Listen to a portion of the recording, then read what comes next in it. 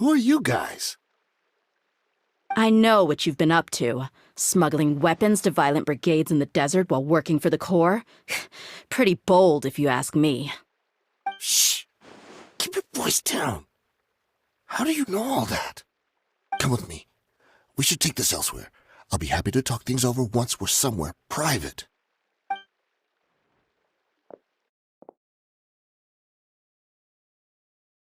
This place should do. All right, back to my question. How did you all know about me? Don't worry about that for now. You know what kind of punishment you'll face once we report you to the Corps, I assume. Wait, there's no need to jump the gun. Let's talk this out. What are your terms?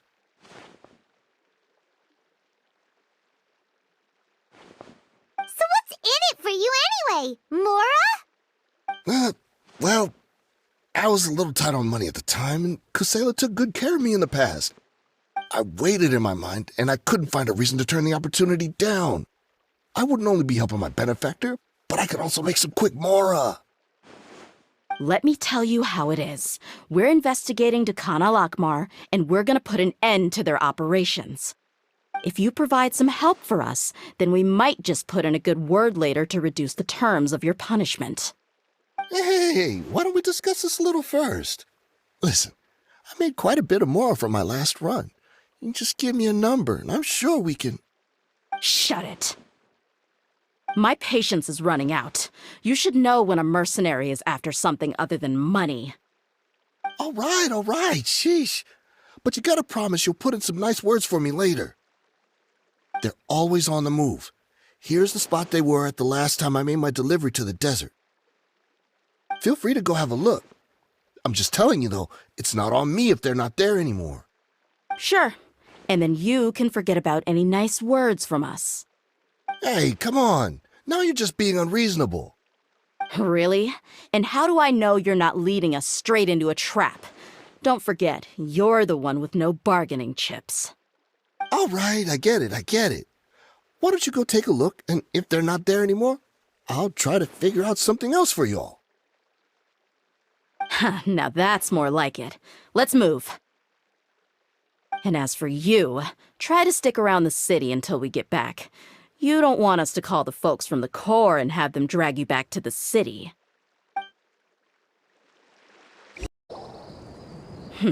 Seems like we're in luck. That should be their camp right up ahead. Let's go. We'll finally get to the bottom of this ourselves. I'm here to see Kusela. She's so strong. Enough fighting. We all know each other, and I don't want to take things too far. Just bring Kusela to me. There's no use hiding him anymore. Did you understand a single word I just said? Or do I need to bash your skull in some more? All right, everyone, let's all just calm down for a second. Dia, the boss can't come out and see you anymore. He died a long time ago. What? Seems like you've been out of the loop for a while. Guess that's for the best, though. At least, that's what the old man wanted. When did he die? What happened to him? A few years ago, Kusela broke up Khan al-Akmar and went to the Deshret's Relics headquarters by himself. So is that when you guys started acting up? We would prefer to call it taking revenge. Every last person in Deshret's Relics must pay in blood for what they did.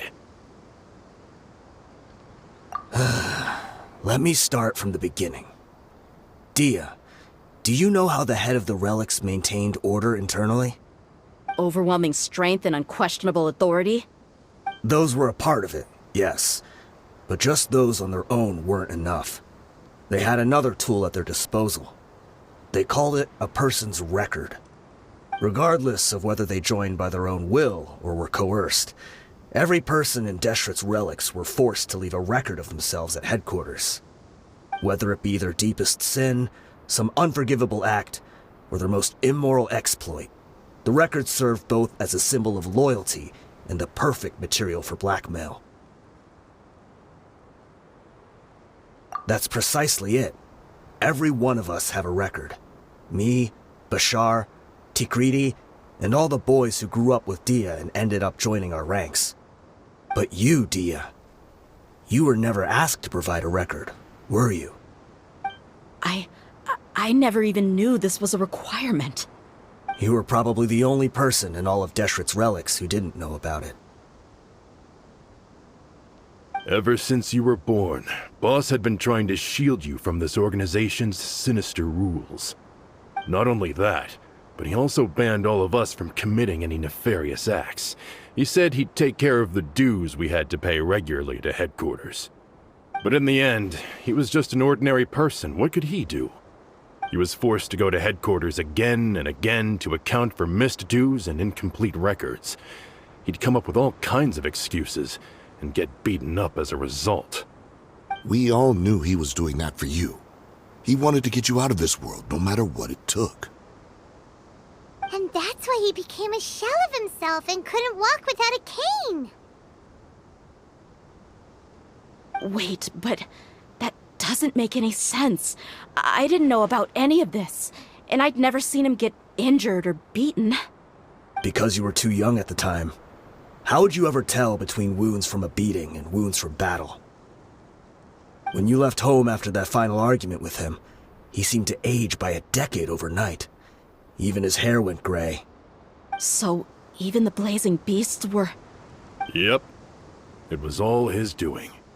Had he not arranged them to come to you, you probably would have been reduced to a pulp before you ever left the desert. A few years ago, Boss said he needed to make another trip to headquarters. He was already pretty weak then, and we all assumed he was going to get beaten again. I suggested that he hand the role of leadership over to me, but he said there was no longer any need, since the Khan al-Ahmar would soon be no more. His words made no sense to me, but that night, we heard that a massive fire tore through headquarters and razed everyone's records to ash. Everyone gained their freedom that night. Many members fled, not just from our ranks, but from the other brigades as well.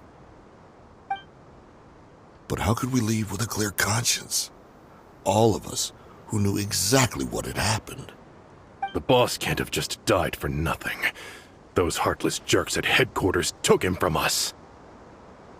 From that point on, the sole purpose of the Khan al-Ahmar became revenge. The big fire that Boss started was quite a blow to headquarters' strength.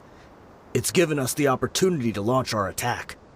Even though we're outnumbered, we vowed to see our revenge through to the very end. There were people from headquarters who changed their names and went into hiding. Some fled to other brigades, and others escaped to the rainforest.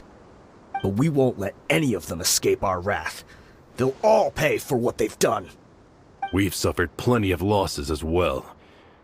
To keep going, we need an enormous amount of supplies, from food and medicine to weaponry and explosives. All we can do is exchange our loot from Mora, and then use that to get supplies. We forged Boss's handwriting and sent out many letters to his former friends. Thankfully, many people were willing to come to our aid. We were also able to attract many mercenaries who shared our goal. We've endured unspeakable pain to win many impossible battles. Deshret's relics have become weaker and weaker, and now we finally have an opportunity to directly strike their headquarters. Paimon doesn't know what to say anymore.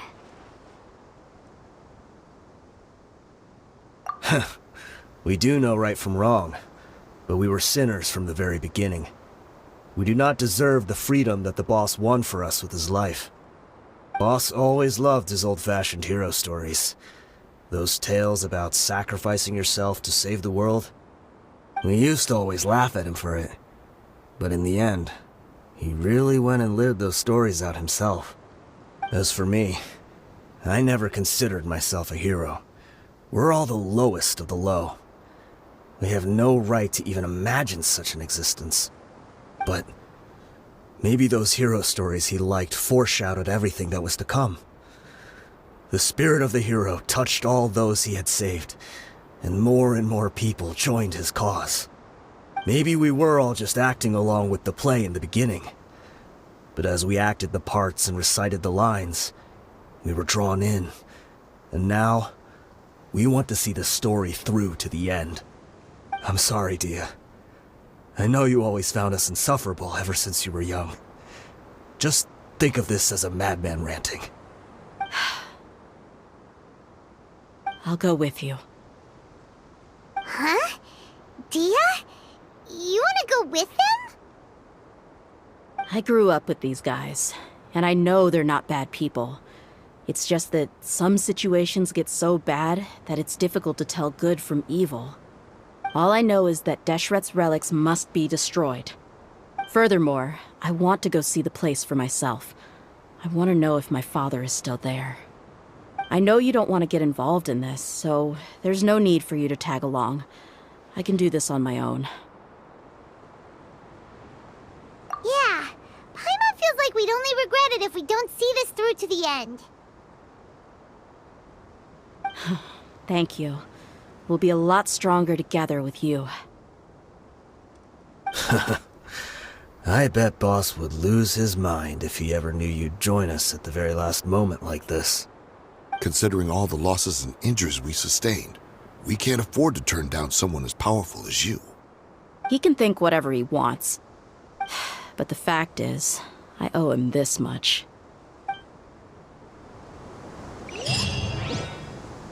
Wow. Paimon didn't expect it to look like this on the inside. They should all be holed up in here. Don't know how many people they've got left, though. Who cares? We'll round up all of them. Still, we should be careful. Even if they've only got one shot left, it could still take us out. Yeah, we'll know what they're really capable of once we've landed some hits on them.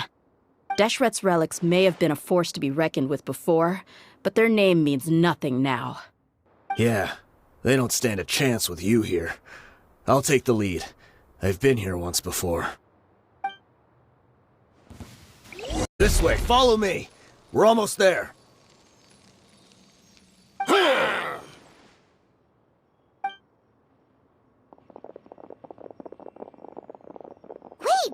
They went charging ahead without checking for any traps! Hey, you guys okay? It seems like we just got trapped in here. Don't think we triggered anything else. Watch out, the enemy's coming from ahead! Well, now that things have come to this, seems we'll have to fight our way through. Don't worry about us. We knew something like this could happen. Go and take a look around. There could still be another way through. Let's go! We can't let the boss down! Let's check if there's another way! The sooner we can make it through to help them, the better. Let's see. I think I see a way through over there, but it's being blocked by something. Let's try our luck with that mechanism. Okay, let's go!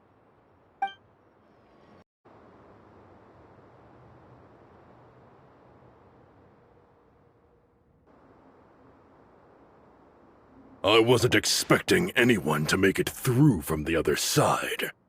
But as a desert dweller, I suppose we should be used to our folks defying all expectations. Don't waste your breath. You have nowhere to run. Run? Had I wanted to run, I would have fled 1,000 times already. I witnessed the golden age of Deshret's relics. Even if I could leave this place behind, all that awaits me now are endless days of humiliation and ruin. Even now, my brothers and I still believe in one thing. The greatest should never live to remember their fall. So you want to go out in a blaze of glory. Let us draw our weapons! We will show them the true power King Deshret bestowed upon his followers. They are but two, while we hold within ourselves the entirety of the relic's glory. The commander has finally fallen. But they're still coming at us! This place is like a gladiator's ring. They just keep coming no matter how many we beat. Yes, keep fighting! There's no need to fear, and no need to back down! This is our last stand! When the next wave comes, try to draw away their attacks. I'm going to see if I can take out that high platform.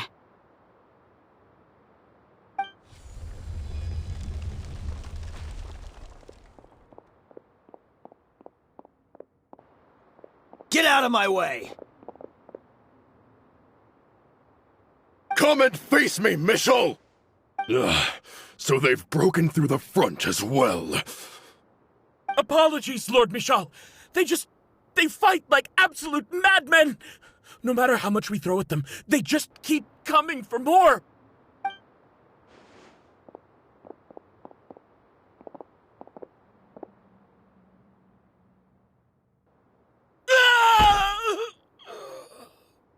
So, it would seem like this is the end. Time to pay for everything you've done, Michel. You think I would give you that opportunity? I will be buried in the sand alongside all the rest of our fading glory.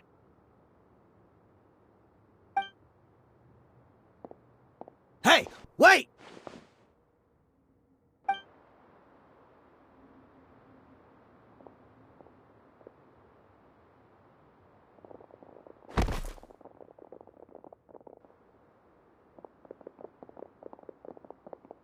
We were too late. It's over. There's no more need to fight. But if you're still going to cling on to your so-called mercenary's pride, then I'll give you all a good beating as well.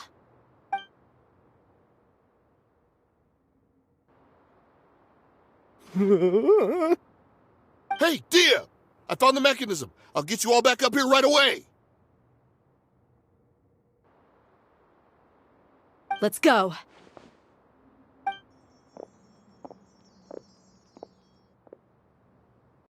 And why are you always pestering us? You call yourself a member of the infamous Deshret's relics and you still can't even tell who's made it all the way to your headquarters? Who knows what intent a bunch of rats may have? We try to catch a couple, and you all just show up on the other side instead. How are we supposed to figure out what you're after? Hey, have you ever heard of a man by the name of Kusela? Why would I know? It's not like I'm in charge or anything. This is your last chance to talk. Hey, I said I don't know anything. I'm just an average member here. I'm telling the truth. If you're here to find someone, why don't you look through the records yourselves? Who can remember every name and face with so many people coming in and out every day? The irony. His life became a light for so many, yet to others, it wasn't even worth remembering. Where's the records room? Answer me! It's right over there. All the files are in there. You can go through them as much as you want. It's not like any of them still matter anyway. I mean the old records room. The old records room? You mean the one that got burned down? Kusela. Ah, yeah, I remember him now. The guy who could hardly walk. Watch your mouth. That's our boss you're talking about. He was definitely faking it. We all let our guard down as soon as we saw him come hobbling in. But in the short time it supposedly took him to take a dump, he'd already gotten away and started a fire in the records room. He couldn't have possibly outrun us if he wasn't a fraud. And after that, Deshret's relics fell into complete disarray. Stop wasting our time. Every one of us here is perfectly aware of what he had done. Tell me, where is the old records room? It's just over there. Go see it for yourself if it means that much to you. There's nothing left in there but ashes. No human could ever survive that kind of inferno. Bashar, Tikriti, let's go. We'll leave the others here to guard these guys. Spare them no mercy if they try anything.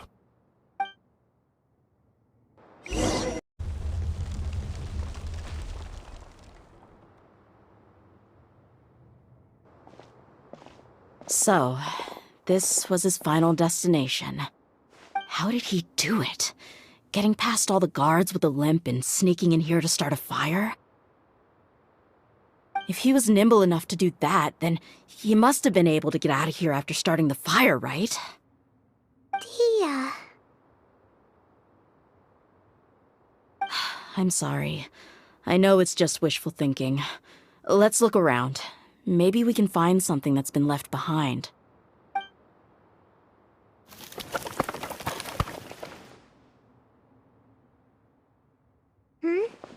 Is this a cane? It must be the one that Dia's father used. Kusela. Thanks for everything, boss. We're fortunate to somehow find that cane after that fire. Let's split up and look around some more. What if something else has been left behind? But what else could survive a fire like that? Huh?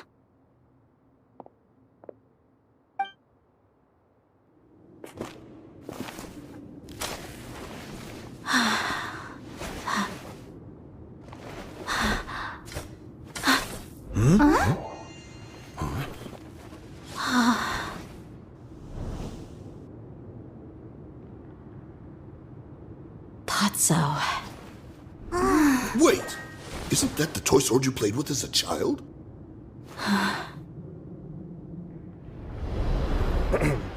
The dragon is no more, for Princess Dia has slain it. Its head now hangs above the city gates. Her bravery has brought eternal peace and prosperity to us all. Dia, come on. This is the most important line. You can do it. But Dia, you defeated the dragon. Everyone's waiting for your speech. Still too shy, huh? All right, I'll do it. I hereby proclaim our victory. Evil shall plague us no more.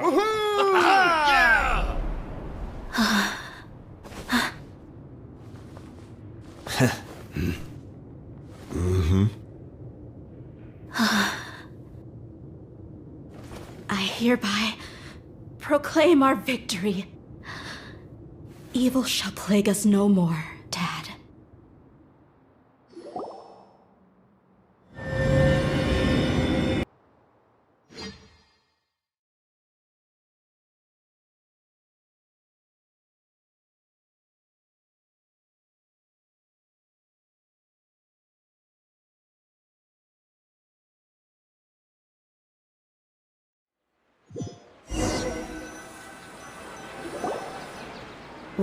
What's this?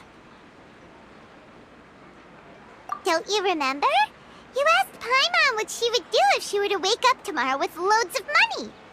And Paimon said that she would get boatloads of tasty snacks. You looked super confused at the time, but said it was an adorable thing to say. These opportunities don't come by often. So today, Paimon's gonna treat you to a special crash course on Paimon's life philosophy. Hey, this way you get something from the both of us for the price of one. Anyway, the point is that you should eat to your heart's content. You'll feel better for sure once you've gotten something in your tummy.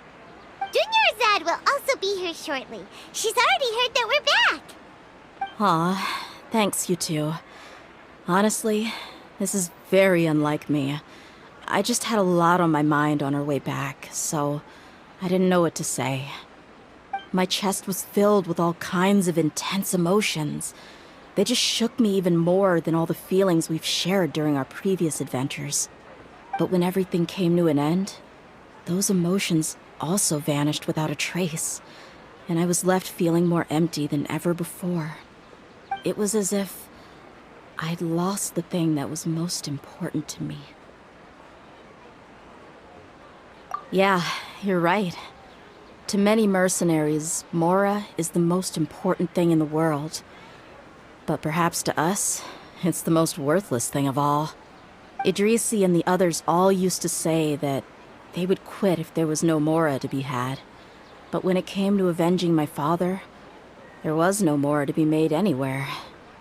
My reality shattered when I found out that the father who always told me hero stories was in fact a bad guy. But look at me now. Am I any different? Despite all my promises about never forgiving him and never trying to understand him, I still went to such lengths to find out the truth.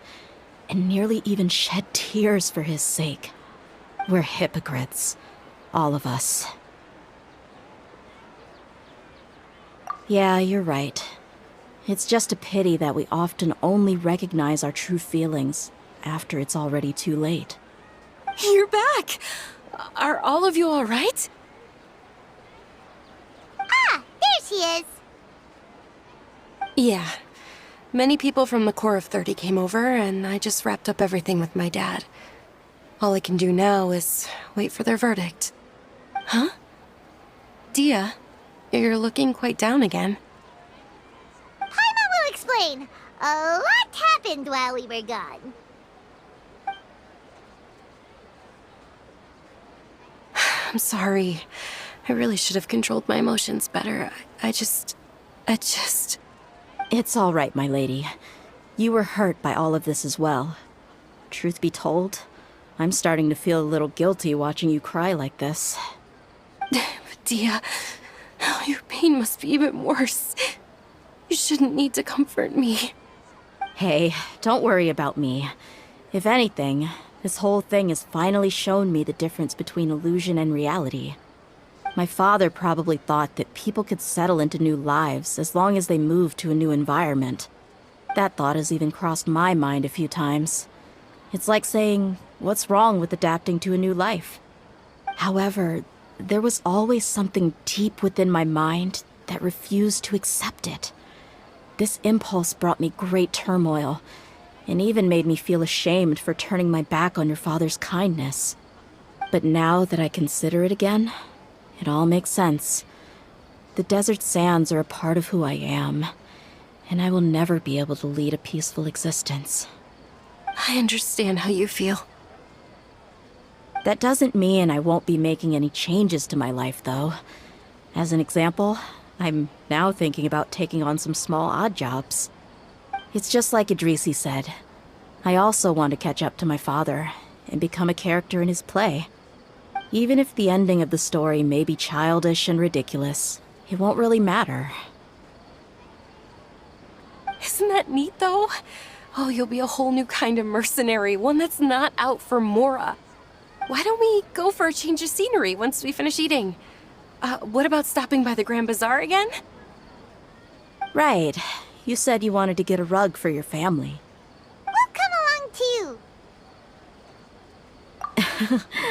I can't thank you enough for taking care of me this entire time. Oh, this rug here is quite something. The craftsmanship is exquisite, and the fabric is also of high quality. Ah, here you are. Finally, I found you. Hey! Aren't you that mercenary who bit his tongue? You can still talk? Wait, are you here to take revenge on us? What are you talking about? Do I look like I could take you all in a fight? I just came here to give you something. I'll be on my way to give myself up to the Corps after this. Once I woke up, I hurried to the Khan al-Akhmar's camp, hoping to alert them to your presence. But when I got there, I found no one except the members who were still too injured to move. Ah, so you probably got there after us. Yeah, they told me that they had exacted their revenge, and everyone had turned themselves in to the authorities. Even that last camp was not going to last for much longer. I had joined the cause to repay an old favor from Kusela. Now that everyone's already turned themselves in, I might as well do the same. One of the injured members gave this box to me, and told me that it contained some of the old man's last possessions. Everything left in the camp will get confiscated, so I figured I should get this to you before the Corps could get their hands on it. Thank you. No worries. We are all just living our own truths. There's no need to comment or judge anyone for it. So this box contains everything that Dia's father left behind. Huh. It feels lighter than expected. Well, back in the day, the first thing he did with any Mora was spend it on things like drinks and meat. But let's see what's inside. What's this? It's just a bunch of junk. Ugh, it kinda stinks. For Perhaps it's just been left unopened for too long. A handwritten copy of a storybook. The paper's already yellowed, and it looks like it's about to fall apart. It was against the Academia's rules to possess books for personal use. If he was going to break that rule, he could have at least copied something useful. That probably means this was really important to him. And here are a few bags of children's snacks. The packaging's completely deteriorated. Maybe that's where the smell was coming from. Did he get those for you? Yeah, but here's the thing, though. Even when I was a child, I was never a fan of these kinds of snacks. He'd always say that he got them for me, but in the end, he always ate more than I ever did. Who even leaves snacks in a box like this anyway? Isn't that just common sense? Forget it. Let me see what else is in here. A razor, some buttons, some round iron tiles, a wooden toy puppet, a wool scarf, which from the looks of it probably belonged to a woman, and a hair clip? Why are these things here? I'm suddenly feeling a little scared. I'm sorry, my lady, but this is just the kind of man he was. He probably saw this box as some kind of personal trash heap and dumped any and everything in there. 2 empty liquor bottles. Tell me, you guys, are these the kinds of things that a normal person would leave behind? Huh? There's something in the bottle! Oh, you're right. All right, I got it out. It seems to be a piece of paper with some writing on it.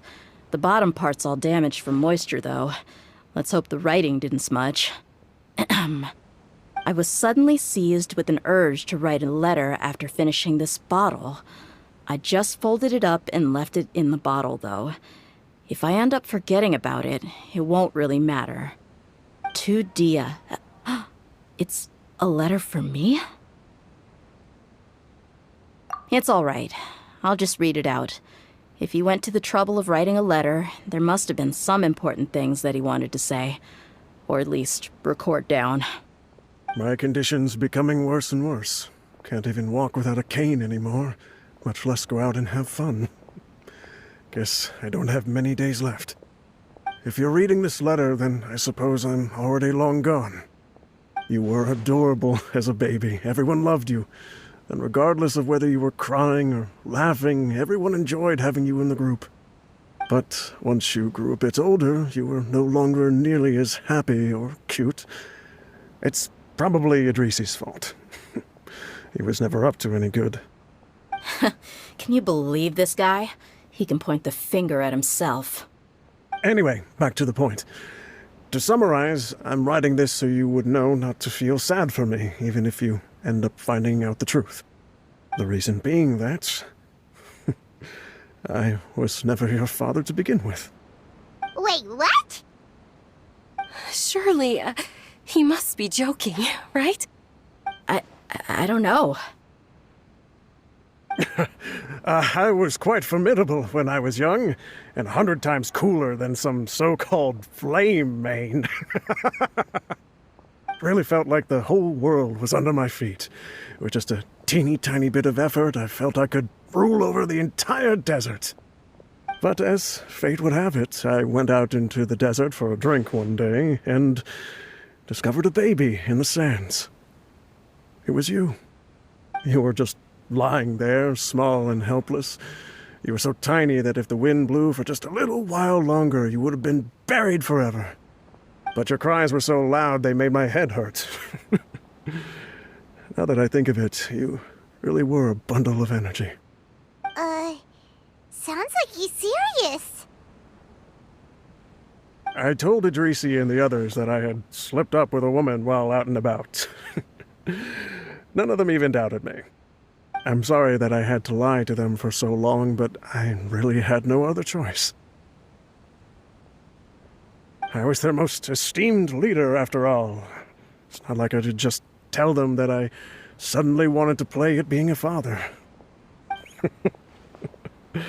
At this rate, I'll puke up all the liquor I just drank from this bottle.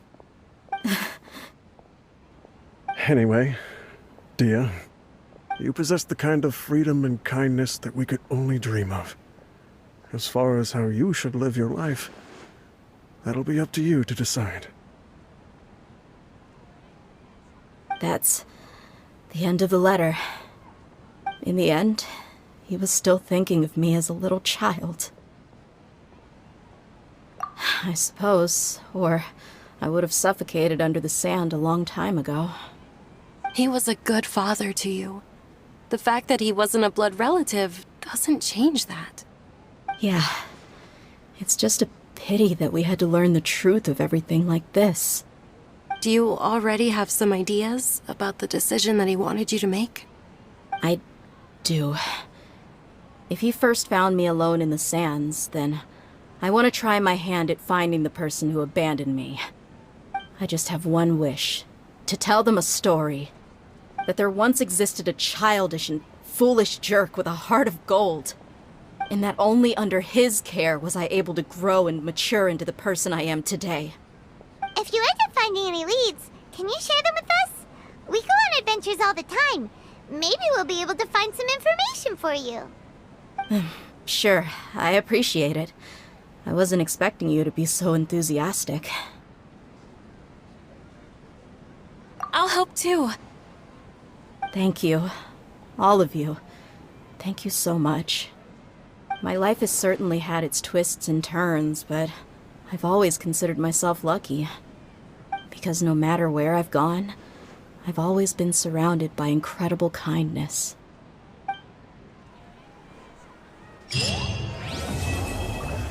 It occurred to me that we should also get you a makeup box.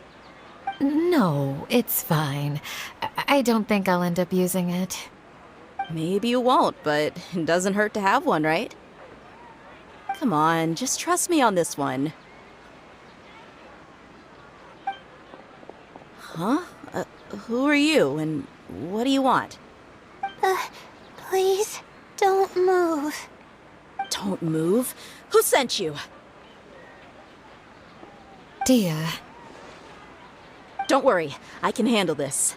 Now, tell me, what do you want?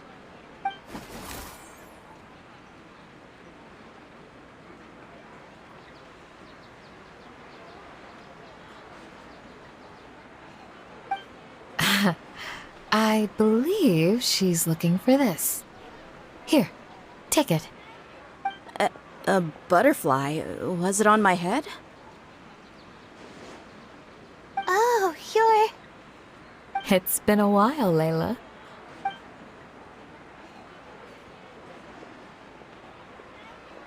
A friend of yours? Oh, so she must be the one you were telling me about. Huh? You two know each other? Oh yeah, it has been some time. The first time I ever woke up after sleepwalking, I somehow found myself in our village. Candace was the one who took care of me then. That's right. She didn't look well, so I gave her something to eat. She said a lot of complicated things about astrology, the night sky, the stars. Not sure I understood it all, but it sounded pretty enchanting. Right. Do you still want this butterfly?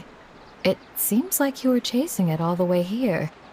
It's of little use to me, but if you don't want it, I can release it. Just let her have it. It's no big deal. The Swiftfly was flying so fast, but you were able to catch it like it was nothing, Candace. Oh, it didn't seem that quick, really. I was actually worried that I would injure it. But I'm glad that didn't happen. Anyway, sorry about the butterfly thing. With the way you suddenly came running over like that, I thought you were hired to take us out or something. Huh. On second thought, I guess I've never seen an assassin that looks tired with dark bags around their eyes. Oh, you must be taking part in the championship. Take it from me. Don't let it stop you from getting some rest. I'll do what I can. Thank you. We'll be on our way then. See you later. Alrighty, let's bring with Layla.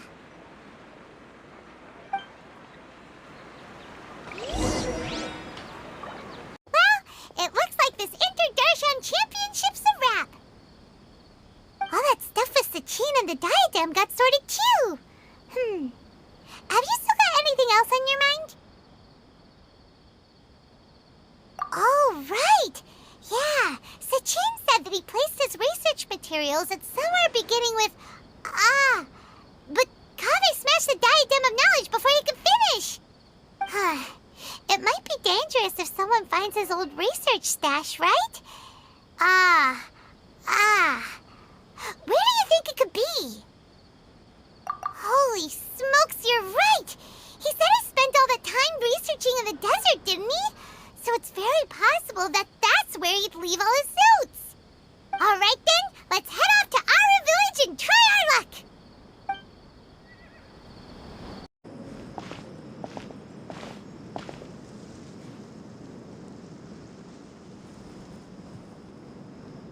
Didn't expect to run into you here. Oh, hey, Thumb. What are you doing here? And what are you reading? Are those? Sachin's notes? Yes. I came across his profile while I was organizing some documents and became interested in his research. If it wasn't for that, I never would have agreed to being a commentator. I had a hunch after seeing the fragment of his mind, and sure enough, I came here and found his research. Wait! So, you've read it already? Are you alright? How do you feel? I think you may have misunderstood something. The reason Sachin chose that architect to inherit his research was that only he could really empathize with both the calamity and the humanity that these notes seek to convey. Only one who resonates with these sentiments would suffer and begin to think of history as bleak, the present as perplexing, and the future as pessimistic. Empathy is a double-edged sword. Clearly, I am not the same sort of person as Sachin was. Empaths have many friends, and their wide social circle comes with certain societal advantages. But this also makes it hard for them to achieve their goals. Why's that? All important things in life involve other people. As such, it's extremely difficult to live a life that causes no harm whatsoever to others. If you really want to achieve your goals, you have to be prepared to make enemies along the way. Not everyone can deal with that reality. And that reality is like the material here. Objective, heavy, negative. But, at the end of the day, for all these experiment results and conclusions, it's just one person's perspective. Sachin's. So, what are your thoughts now that you've read it? As a scholar, Sachin was without a doubt a genius. He laid the blame for the darkness in the world squarely on humanity, experimented extensively with reliable results, and drew logical conclusions. In that sense, one might say his views were correct. So, people are bad? And things can only ever get worse? All of that's true? That is not a question for me to answer. Someone else will arrive shortly. You can ask them instead. All I will say is that the world is not built on correctness alone. Sometimes, being correct means nothing at all. Lofty ideals may provide no defense at all against nihilism, but perhaps little decisions can. By their own choice, the idealist seeks to bring happiness to all while denying themselves the same. Thus, they shall never reach even the borders of truth until they wipe away the ignorance that blinds them. I've never been able to agree with certain philosophies. Even Sachin himself struggled to comprehend the notion of sacrificing oneself for the greater good. But sadly, all viewpoints will find their supporters, and the way we see the world largely decides our fates. All right then, I got what I came for. These research materials are yours to look after. I'll be off. Wait, so you came here just to read this stuff? You missed out on a big get-together, you know. Get-together? Ah, yes, that makes sense. This is a good opportunity for that sort of thing. Guess what? Kaveh treated everyone this time. Then I'm sure he packed up the leftovers for me. See ya.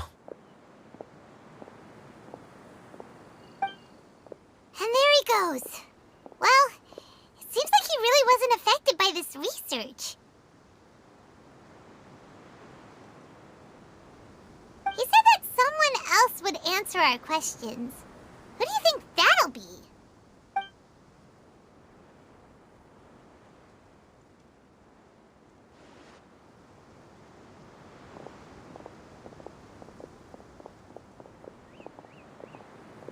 Traveler, Paimon, you're already here.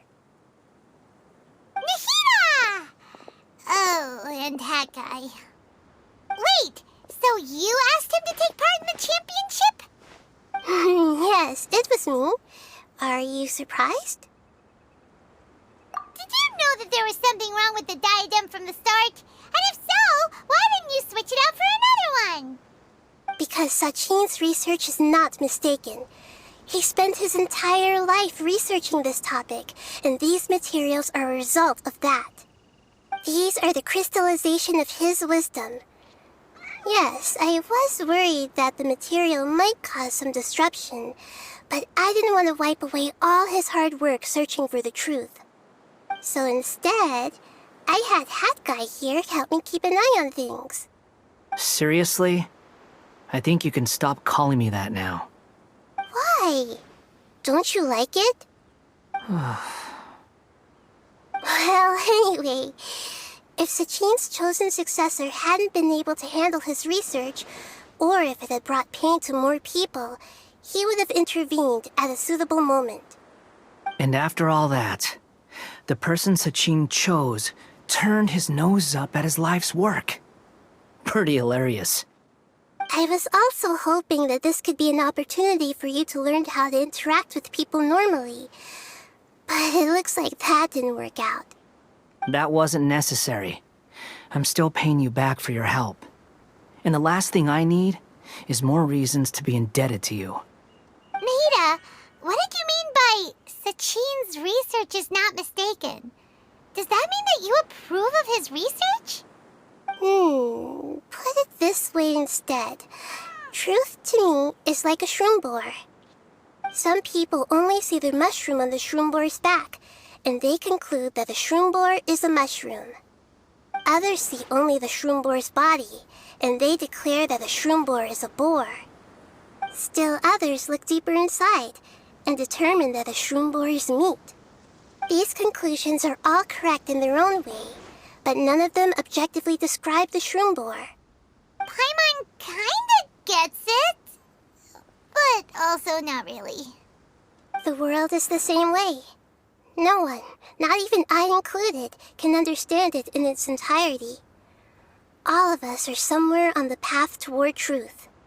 Within the confines of our limited knowledge, some may blindly believe in the beauty of this world, and others may focus only on its evils. In truth, the most important thing isn't what state the world is in now, but what people hope it will become. But of course, I don't mean that as a criticism or a call to action. Ultimately, my duty as the God of Wisdom is to guide every form of wisdom to a place where it can find its purpose. That was a long speech. So what are you actually going to do with these research materials? Because Kaveh, as the successor of this research, does not wish to see these ideas disseminated, I will seal it up. But even though Sachin's research could be considered negative wisdom, it is still a building block of the truth. If someone wishes to follow in his footsteps in the future, I will not stop them. I also look forward to the day that a member of the Vahumana Darshan can not only comprehend his theories, but also find a way out from the despair as well. Vahumana doesn't have that kind of talent. Wait, you're not intending to keep me in Vahumana long term, are you? I don't remember signing up to become a scholar. Don't you think I'm useful enough to you as a prisoner? Oh boy, here we go again. You think so? Well, to that, I would say that in Sumeru, even prisoners have a right to an education. I hope that your studies in Vahumana will help you deal with your own fate, and learn how best to settle old debts from your past. I will review your final thesis myself. I'm expecting great things from you, Mr. Hat Guy.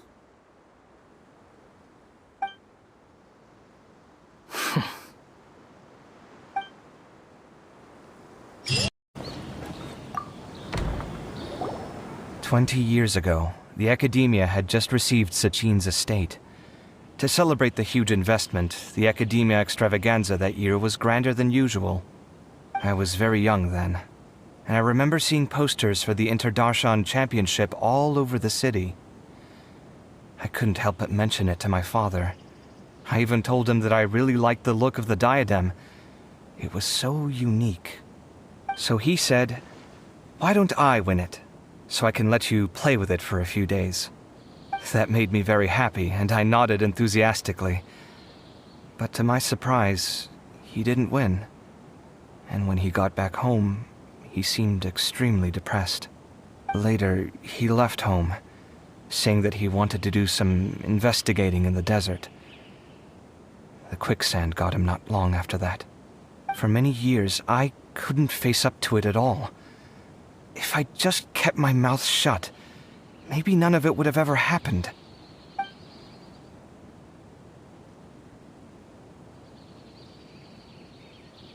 Wait, so the person we came across in our investigation, who went into the desert 20 years ago, it was... Is that why Sachin thought I looked familiar? I can't believe it.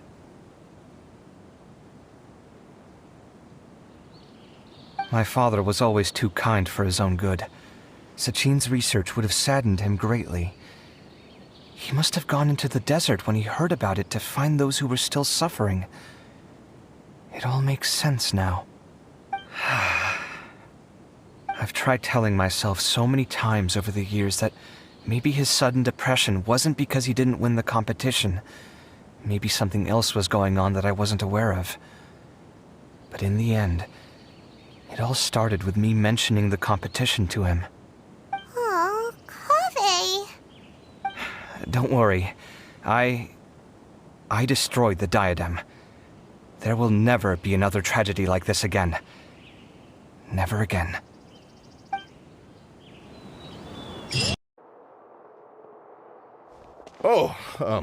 Acting Grand Sage Al-Haytham. I've sent this period's research expenses report to your office. Have you taken a look? Are there any issues with it? I did. Recent research expenses have decreased quite a bit compared to past figures. Yes, though that is primarily because there are fewer scholars with research needs. But that can be a rather convoluted topic. Might I ask why you are here today? I believe you know this individual. His name is Ilyas. He worked part-time here, and he's here for his paycheck. Oh, yes, of course. Though, Ilyas, where have you been these past few days? That was our busy period, but then you disappeared without a word. Everyone had to pick up the slack. I'm sorry, something unexpected came up. But I know I've caused trouble for everyone. Is there anything I can do to make up for it? The other researchers have more or less finished your share of the work. However, there is one thing that is yet to be settled. Do you remember Chandra? You were in charge of following up on his off-site research application. He retracted his application a few days ago and canceled his off-site project. He's the 12th person to retract a research application this month. I'd like you to ask him why he did that. Chandra is probably having coffee at this hour, so you can find him at the cafe. Understood. Then, about my paycheck. I'll pay you in full once you return. However, make sure you don't disappear without saying anything again. Be considerate to your colleagues and give them some forewarning at least. Is this acceptable, Acting Grand Sage Al-Haytham? I have no objections.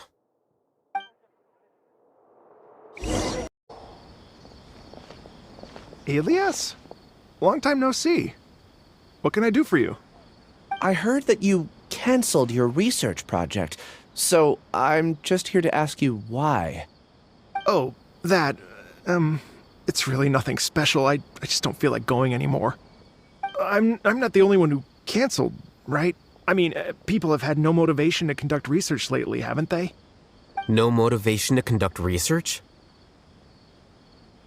Yeah. Say, who might you be? You look sort of familiar. Oh, don't mind me. Please, continue. Well, with the downfall of the Sages not long ago, many of the projects that they led were put on hold while they were being investigated. With the situation being so volatile, people are picking up random things to do to kill time. No one wants to risk starting any new research until it's clear how things will pan out in the future. When you say how things will pan out, you actually mean what the new Sages would have interest in, right? Wow, talk about blunt. But that isn't the only reason for the lack of motivation to start new research. So what are the other reasons? Well, because the Akasha terminal shut down. I'm sure you're all aware that we require all kinds of knowledge to perform any of the research we do. Back then, the Akasha would respond to any of our requests for the knowledge we needed. It was beyond convenient. We didn't have to spend an extended amount of time studying, so we were able to immediately run various tests and experiments. I see. You get it, right? After having had a taste of something so amazing, who can be bothered to manually sift through data and files ever again? There are only a handful of people at the academia who are starting new projects or performing research. Most people are like me, waiting for a recognized researcher to start a project before immediately applying to join. Although our names will be further down in the paper, we'll have a much easier time. We don't have to do most of the mental heavy lifting. All we have to do is focus on our assigned tasks.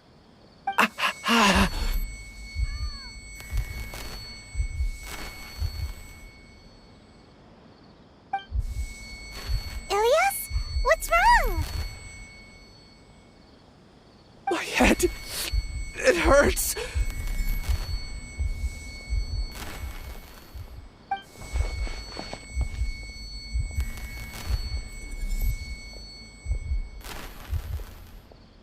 I remember now.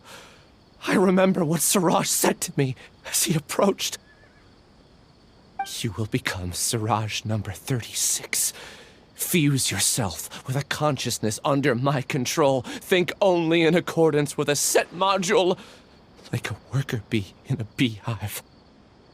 Paimon doesn't get it. What does that even mean? It's what Siraj was researching and the topic of the thesis he had submitted. Collective consciousness and the path of evolution. Siraj believed that by achieving 3 objectives, he could create a collective consciousness in human society and drive humans toward their ultimate evolution. First, he would rank test subjects in descending order of ability, with number 1 serving as the Overmind. This Overmind would then divide tasks into numerous modules and delegate them to the collective's members based on their assigned number. Lastly, members would share their memories and emotions to facilitate the rapid exchange of information within the collective. Paimon still doesn't get it. What's the point of all that? Think of it as linking many minds together and tailoring a given mind's assigned work based on its compatibility. Eventually, everyone's minds will be consolidated into a new form of existence that is both an individual and an organization. Siraj believes this collective consciousness is superior to individual humans. Whoa. Squishing a whole bunch of people together? Paimon thinks that sounds horrible. It's just as Al-Haytham said. Siraj gave all the test subjects different numbers.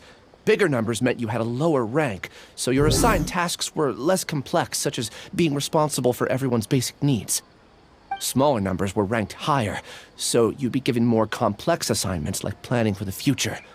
Siraj referred to me as number 36, and I think that was a low-ranking number. I also recall that Siraj said his plan was proceeding very quickly, and that the hive would soon be complete. Oh no, then we gotta hurry! We have to stop him before it's complete! I tried my best, but that's all I can remember. I still can't recall where the cave is. I'm really sorry. Take your time. You'll eventually remember it all. However, something doesn't seem right. Some details don't add up. What's off? You were only designated as number 36? What a shame. From what I can see, your talents merit a smaller number. I'm not sure what Siraj's numbering system is based on. Anyway, we're done here. Let's go. Please, wait. I heard you all talking about Siraj just now. Are you looking for him? Huh? Do you know something? Well, Siraj is pretty popular as of late. I heard he's gained recognition from a lot of well-known researchers. Supposedly, he's a strong contender for being one of the next sages. There are many who would give up everything to be a part of his research team. I'm nothing special, though, so I doubt I'd get the opportunity. That said, I do know a researcher who received an invitation from Siraj but declined it. Her name is Janaki. If you're interested, you can try to find her. She's usually reading at the pavilion in the garden. Are you Janaki? We'd like to ask you a couple of things about Siraj. Ilyas? Do you know me?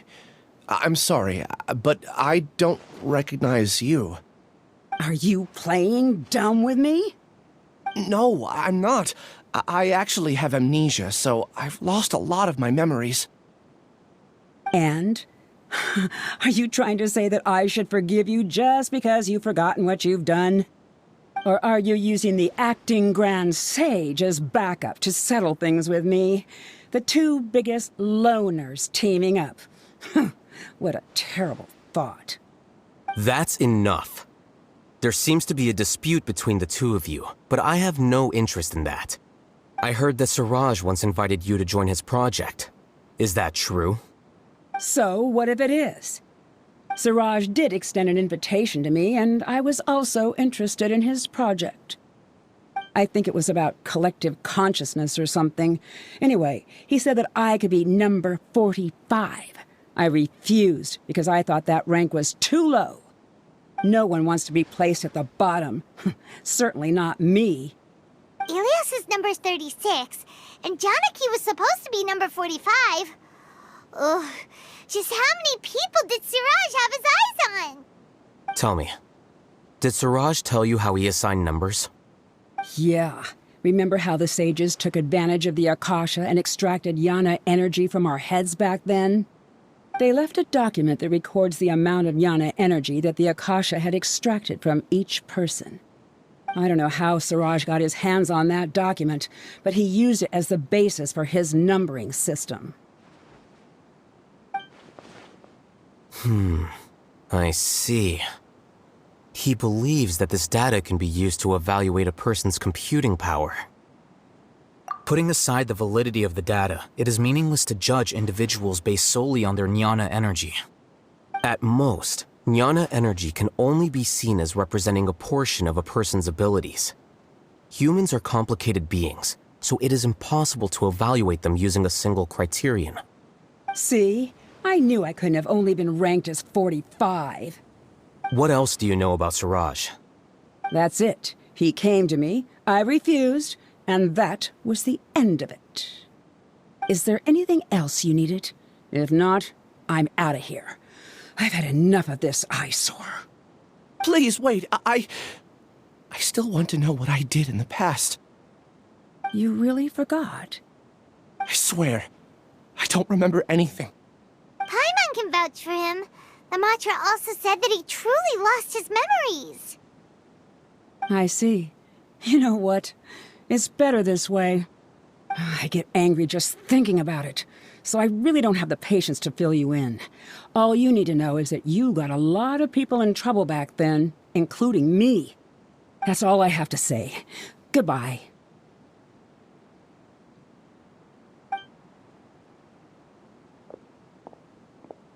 And she's gone. She doesn't seem to like you very much. Do you really not remember anything? I really don't. But after she said that, I've had this heavy feeling in my chest. I guess I did something really horrible. Do you want to remember? Huh? Even though you're a witness against Siraj in this case, you've also lost your memory. No one can force you to remember if you don't want to. Even if you manage to remember, all you would need to do is feign ignorance and tell us that you tried the best you could, but to no avail. I'm not sure what to do. Like I said before, for some reason I felt a sense of freedom when I realized I had lost my memories. But I feel like I shouldn't be allowed to go free so easily. I still want to remember everything. What should I do? I can look up your file. Something that caused trouble for a lot of people in the past must be on file somewhere. Would you like me to look into it? Yes, please. All right. Then let's return to the House of Dana. We've spent enough time here, and you should go and get your paycheck. For now. Ilias, you go and deal with that. The rest of you, come to the archives with me. We'll meet back here later and then head over to Gandharvaville. Okay. Thank you all so much. Relax, Ilias. Being nervous accomplishes nothing. That's true. I'm ready. No matter what I've done, I'm ready to face it. I'll also try my best to remember anything else related to Siraj. We'll put an end to all of this. I'm holding you to that. See you later.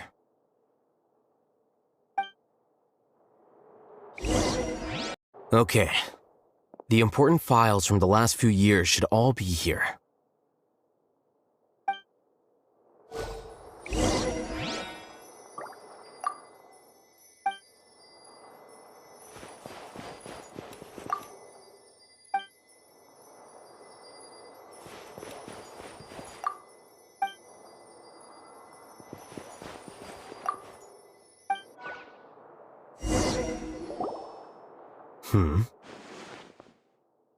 What's wrong? Nothing. Anyway, I found Ilias's file. Let's meet downstairs.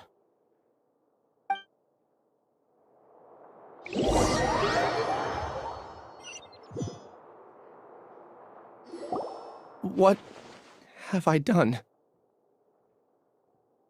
This file indicates that you were once commended by the Academia for your courage and sense of justice. You were considered a hero. Huh? Me? Yes. Your instructor was engaging in academic fraud, and you were the one who reported him. Your report was found to be true after a series of investigations, and your instructor was brought to justice by the Matra. This incident caused quite the commotion, and the Academia sent you a commendation. What is it? Are any memories coming back to you? No, it's just... my head feels like it's being ripped apart again. It hurts. Did I seriously do that? Then why? Let's put this matter aside for now. It isn't directly related to Siraj, so there's no need to push yourself over it. I'm sorry.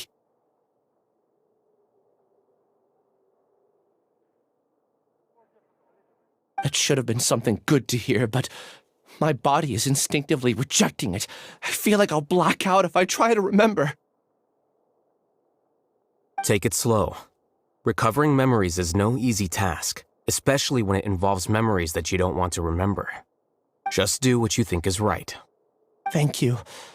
I'm not sure how you're so calm and composed all the time, but it does make me feel more confident about the situation I'm in. Let's head to Gandharvaville and deliver Ilias's paycheck to his sister. Come on!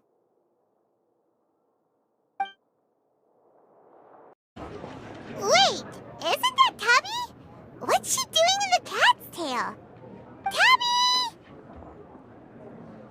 Ah, it's you two. What are you doing here? Wait, and how did you get out of the ceramic teapot? You can do that? Of course I can. But this is your first time seeing me outside of the teapot realm, isn't it? Although the Adepti created teapot spirits primarily to manage and maintain their teapot realms, our movements are not restricted to those domains.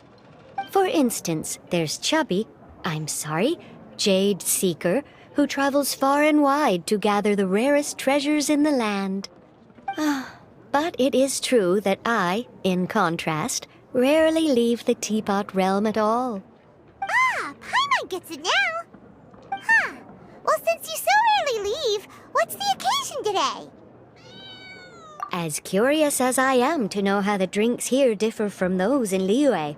No, in fact, I was sent here for a reason. What reason is that? And as it happens, it has something to do with the Traveler, too.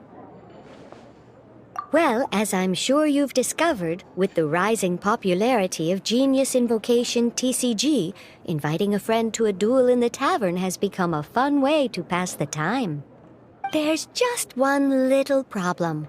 Many invitees currently have to travel an enormous distance to get here, turning the whole thing into quite an ordeal.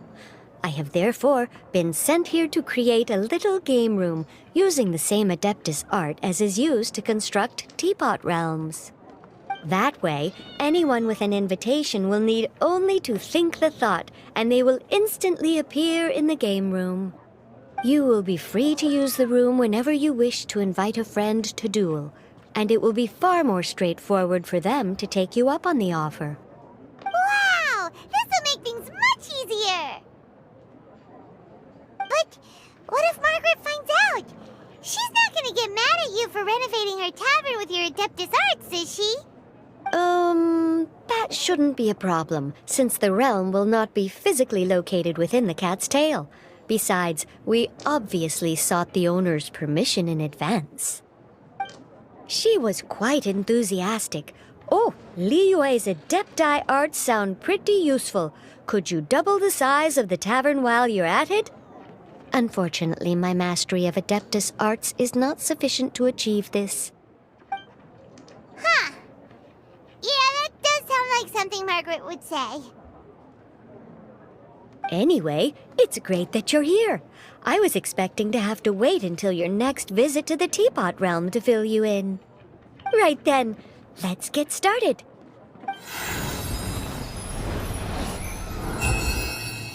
Okay, that should do it. Over to you. Now you can invite friends to duel with you in this room wherever in the world they are. I hope it serves you well. Oh, and I almost forgot. A guy from the tavern wanted me to say this to you.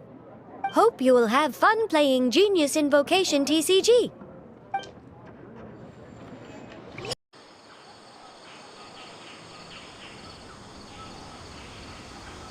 Hey! Isn't that Nahida? Nahida! Paimon didn't think we'd run into you here!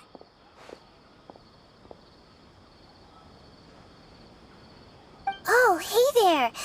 It's been a while, hasn't it? What have you two been up to? Seems like you've been enjoying yourselves. How about you? What are you up to now? I'm just looking out for some leads while getting some fresh air. I noticed that I have some blurry memories after saving Irminsul. I almost feel like there's still something extremely important I need to do. But I can't remember what it is. Why is that?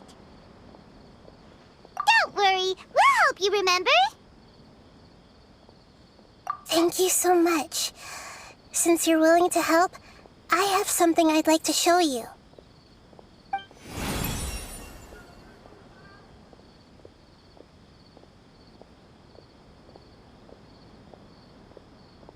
Ooh, it's beautiful.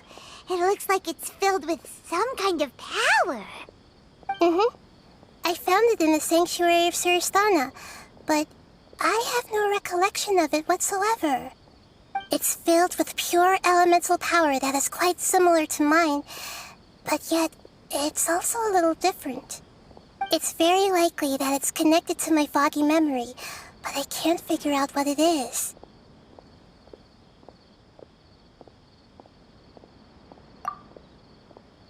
Traveler, do you have any ideas? You know, Nahida, we just happen to be going on an adventure right now. If we find anything, we'll be sure to let you know right away. Thanks, you two. I didn't mean to trouble you again. Don't mention it. Besides, it seems you've got a lot on your mind, and we'd like to help.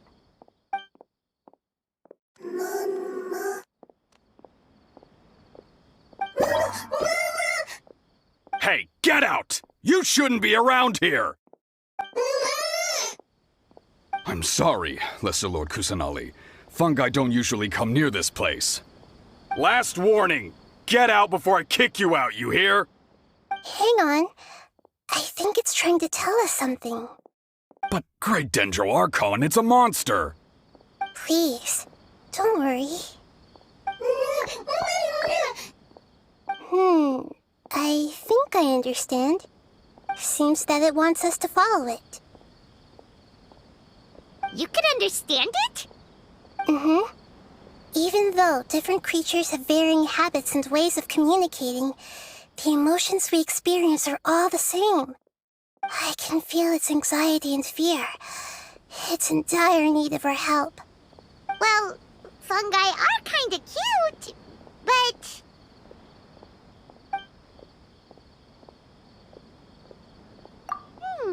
that's true. Okay, let's go take a look. All right, lead the way, little fungus. Although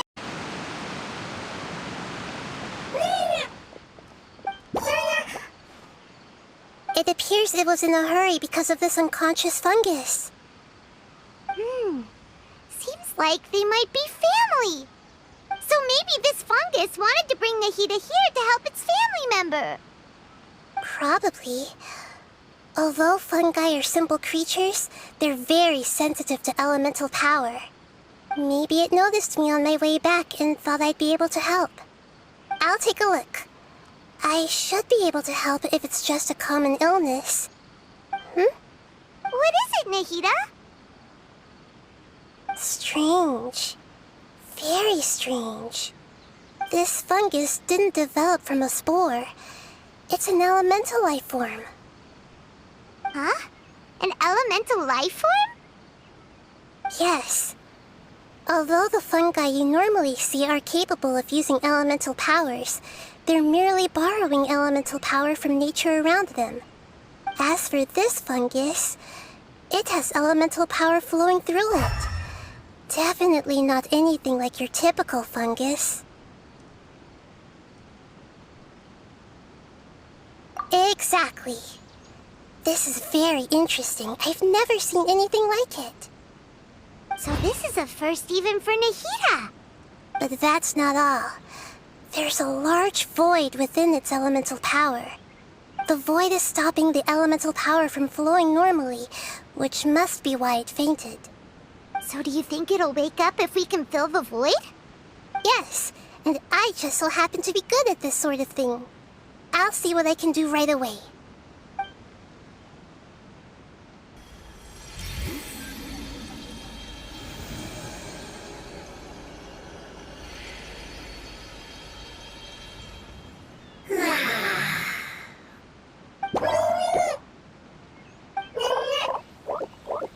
My power was compatible. Looks like everything is fine now. Lord of Dendro? Is it really the Lord of Dendro? Oh, I can't believe the Lord of Dendro saved me. Thank you, as well as the stranger and creature next to you. Ah! It can talk? Oh, I didn't expect such a strange creature to make a sound like that. Seems I'm just as shocked as you are. What? Of course Paimon can talk. Paimon isn't a strange creature. Paimon's just... Paimon! Hello, Paimon. I am not yet able to evaluate an organism's intelligence from its appearance. I will only know you are able to speak once you have spoken. Oh, well, no need to take it seriously. It's no big deal. But does Paimon really look so dumb that people might think Paimon doesn't know how to talk? You misunderstand, Paimon. A mouth is used for eating, breathing, and other functions that are more important than speaking. So a creature may not speak, even if it has a mouth. I've never seen a creature like you before, so I dared not make the assumption that you could speak. Even if you do possess a number of human traits, it is still very common for creatures to have similar external forms but completely different interiors, just like fungi and slimes. Did this fungus study at the academia? It seems even more talkative than Paimon. You're not a fungus, are you? That's correct. This might be surprising to you, and I'm sure that you must have questions. Let's find somewhere else to talk. It might startle my fellow family members if I speak too much using this strange voice. Me, me, me, me, me. It says that it's very thankful for your help.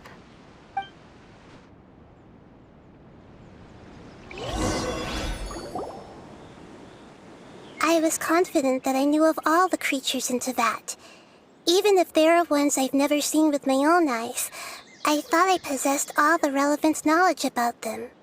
However, even if I were to lay out the traits of all elemental life forms, you don't seem to match any of them. What are you? And where did you come from? I come from an ancient race. We have existed for a very long time, possibly longer than any records in existence. My home was filled with flowing water and great mountains. Lush grass covered the land, and my family and I lived in bliss and happiness. Until the apocalypse came and changed my home forever. A horrifying power consumed all there was. The seeds of catastrophe nested and grew inside of us, twisting and warping us, causing us to lose control. We were victims of the apocalypse, yet in time, we also became the apocalypse itself. The apocalypse? I'm not sure what it means either. It sounds like some kind of old fable. It's a long and complicated story. It will take me some time to explain it clearly. Don't worry, we'll listen. Please continue. I was lucky and managed to survive. Afterward, I left with some of my family and came to Sumeru to search for a way to rescue my homeland. We came in contact with many species and learned from their cultures and knowledge, hoping to understand the truth behind the apocalypse. We later found out that humans know the power of the apocalypse and refer to it as forbidden knowledge. Your home was destroyed by forbidden knowledge? Does that mean you're from the desert? It said that they are looking for a way to save their homeland, but the catastrophe of the desert should have ended a long time ago. The Lord of Dendro is correct. We are not from the desert. I would very much like to tell you the location of my homeland, but unfortunately, I've forgotten. That may sound a little odd, as it is very important to both me and my family. Yes, how could you forget? I am a life form that was contaminated by the apocalypse. A part of my knowledge and memory was taken away as the contamination inside of me was purged. Ah, I get it now. So the void of elemental power was left behind from when the forbidden knowledge was purged. I'm sorry. I hadn't considered that kind of possibility. That's okay. Lord of Dendro, there is no need to apologize. Without your help, I would have lost more than just my knowledge and memory. And not only did you save me, but you've also already rid the world of the remaining forbidden knowledge, right? That's right. The forbidden knowledge is no more, and your homeland should be safe now. My home should be safe now. We can go home. For the longest time, this moment has only seemed like a dream. I never knew it would become a reality so quickly. I was unable to fulfill our calling. I never found a way to save my homeland, and I have even forgotten where it is. It's not your fault. You've already done everything you can. Every species paid a grave price in the fight against forbidden knowledge. This is not a responsibility you should carry on your own. You mentioned that there were other survivors besides yourself. Where are they? Maybe they'll remember. The apocalypse put us through immense pain. Many of my family members have already met their end. I'm not sure who else is still alive. Don't worry, I should be able to find them. Just leave it to me. I'll leave the rainforest to the Aranara. And as for the city, There are a few nice kids that should be willing to help. Oh yeah, they'll give us a hand. Give me a moment. I'll contact them right now.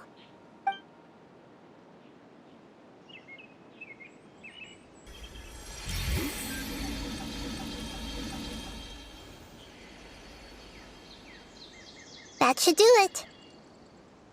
It may take some time to find them, so let's wait for a bit. Thank you, Lord of Dendro. We all believe that you will keep your promises. The moment I saw you when I awoke, I had a feeling you were here because of the agreement. Agreement? You might not remember, but this is a prophecy that we deeply believe in. That the Lord of Dendro will bring us home once the catastrophe comes to an end. Ah, I see. I'm sorry.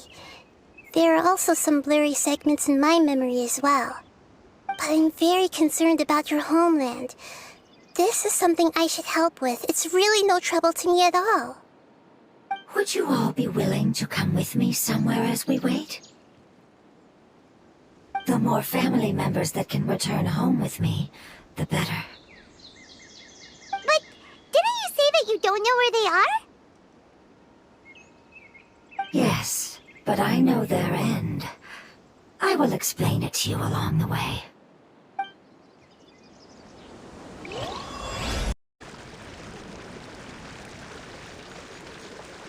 There's something that I'm very concerned about. Yes. I didn't mention it just now, but do you remember when I told you that the power in the crystal is very similar to mine, yet also different? The elemental power inside the crystal is completely identical to that of the fungus. What? Exactly. The prophecy that it mentioned was probably an agreement that I made with an elemental life form that once represented its race. I had to deal with the forbidden knowledge to save their homeland. The process, however, took away some of my memories. That sequence of events would explain the persistent feeling that I had unfinished business. Makes sense. Too bad it's unable to tell us more. Yeah, I've been trying to think of a place that fits the description of its homeland, but I'm unable to come up with anything. Agreed. I really want to send them home, so they won't have to wander around anymore. With such skills, you all would have definitely been able to find a way to survive the apocalypse. Hey! Paimon has been meaning to ask. You all didn't originally look like this, did you? No, we didn't. The appearance of our kind will change according to the environment. After communicating with various living organisms in Sumeru, we discovered that fungi are the life form most adapted to live in these lands. Thus, we gradually took the form of fungi and became a part of their group. It's hard to believe that's even possible. The most important instinct any life form possesses is adapting to the environment. I don't think that should surprise you, Paimon. Your hand is shaped like that for a reason, so you are able to grip and use tools more easily. The reason why fungi absorb elemental power is to blend with the environment and fend off natural predators. We are dendro life forms, one of the most ancient life forms in this land. That is why we are so adaptable. So you mean, if Paimon wanted to, Paimon could change into a different form as well? Not as freely, I'm afraid. You would require a long time to make that happen. Although this is common sense to us, it is still extremely difficult to explain. Putting it as simply as possible, changing form requires energy, and energy comes with time. You cannot make a sprout grow into a giant tree instantly, nor can you force a tree to bear fruit overnight. I see. Humans have a term for this. It's called growth. Ah, you're so smart, Nahida! Paimon gets it now! Growth. I see. Yes, then this is what you would call growth. A most beautiful word.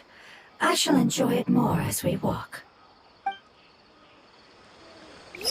I think we may have a different understanding of carrying someone.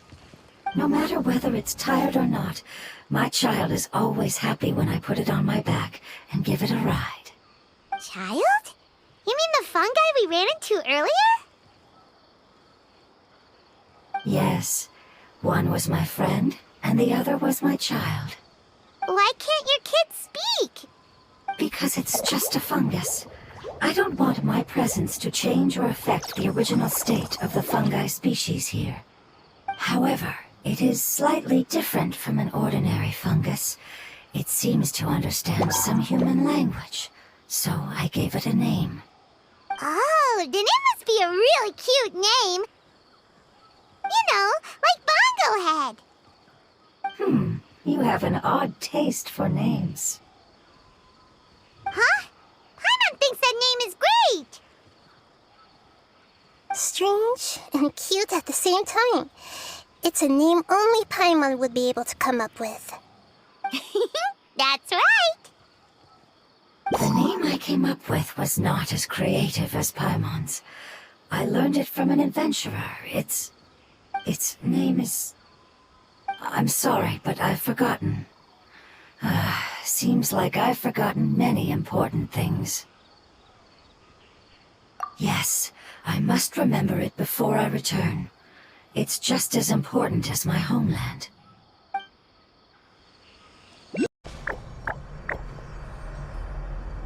It's the Withering. Yes, I have heard humans also call it that before. It's the last form we take when we are at the end of our life. Paimon doesn't understand. It's trying to say that when they've suffered enough and reached the end of their life, they become a tumor of the Withering. Yes, I would have also suffered the same fate if it wasn't for the Lord of Dendro's help.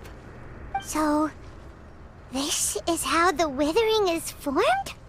Previous research has revealed that forbidden knowledge is the root cause of the Withering. But even if forbidden knowledge has been completely removed, its influence still remains, which is why the Withering remains even after forbidden knowledge has disappeared.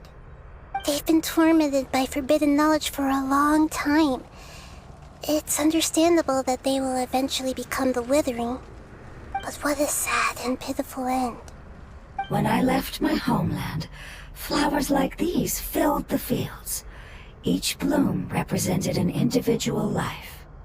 They grew in the pristine lakes, in the fertile soil, in my home, and in the homes of my friends. They grew everywhere, until the world suddenly lost all its color and became tainted and murky. But it's all right. Our life essence, elemental power, still resides in this flower. After an adventurer clears the Withering, I will quietly draw near the area. If I can sense the elemental power of my companions, then I take them with me. But that would mean the effects of forbidden knowledge could have... It's okay. That's not important anymore. I just hope that they can all make it back home. It's not right to leave them to simply perish in the open like this. Now that we finally have the chance to return home, each one I manage to bring back will make me that much happier. I understand. Just leave it to us. So you're worried about me? It's fine. Forbidden knowledge doesn't exist anymore. It's natural to want to be overcautious when dealing with a highly venomous snake, but when all that's left is its skeleton, there's nothing to worry about. Paimon doesn't get what you two are talking about, but we're all ready to go now, right? Then let's do this! We've dealt with the Withering countless times already!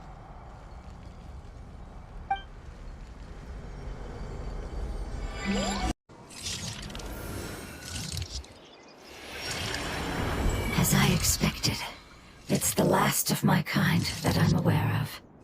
so it wasn't able to make it to the end. If only it could have held on just a little longer. I hope that you will be free of this pain after returning home.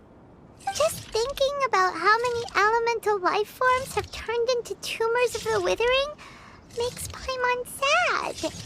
It's okay. As long as elemental power still exists, then we will still be around. An external form is but a gift of time. Through growth comes change, and even abandonment of previous forms. However, our true nature is not so easily affected. It wouldn't have come to this if we were able to cure them earlier. But I will cure all of them. Even if it's just for the sake of the rainforest and all the life forms that live in it. Thank you, Lord of Dendro. It was a wise choice for us to place our trust in you and wait. Hold on. I think I got something.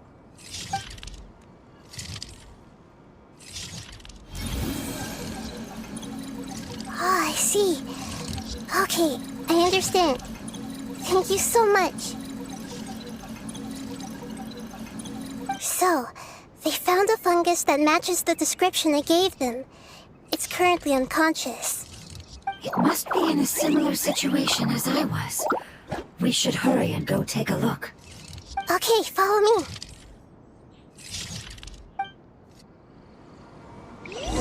We're close now.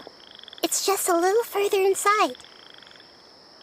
But there are so many fungi here. They're probably all ordinary fungi, right? Yeah, they won't be happy to see us. No fighting. These are all its family.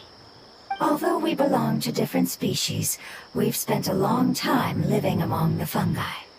They are very important to us. They can be reasonable, as long as we try to communicate. What should we do? You're the only one who can make it through, right? But you'll need Nahita's power if you want to save that fungus. I've got an idea. Can you teach me how to change into a fungus? You want to transform into a fungus? But we don't have time for growth. Nahita is a god. Changing into a fungus should be a piece of cake for her. Even gods can't bend the laws of time so easily. Then we'll have to enter with the risk of being noticed. We may not be able to avoid a fight. But if spending some of my power will guarantee the safety of you and its family, then I'm willing to try. All right. You have great elemental power, so you may be able to do it. You will have to use power equal to that which is required to break through the limitations of time. I will lend you the relevant knowledge that I have. It should make your transformation process a little easier. All right, I'm ready. Changing into a fungus should be quite an interesting experience. Lord of Dendro, this is nothing to joke about. I am extremely serious about this. As am I. I'm not joking at all. All right. Let's not get hung up here. If it's really possible to turn into a fungus, then why don't we give it a try now? Okay. Good luck, Lord of Dendro.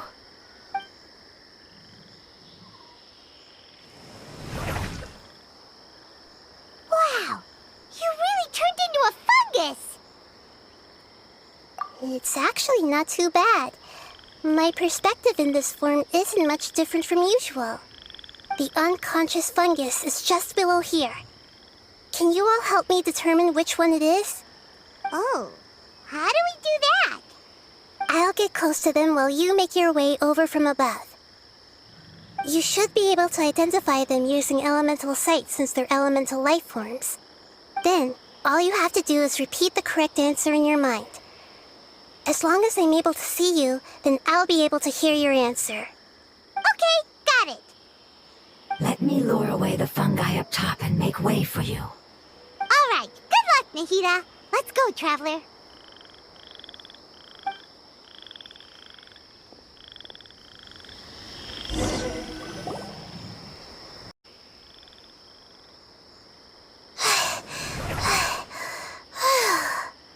Nahida?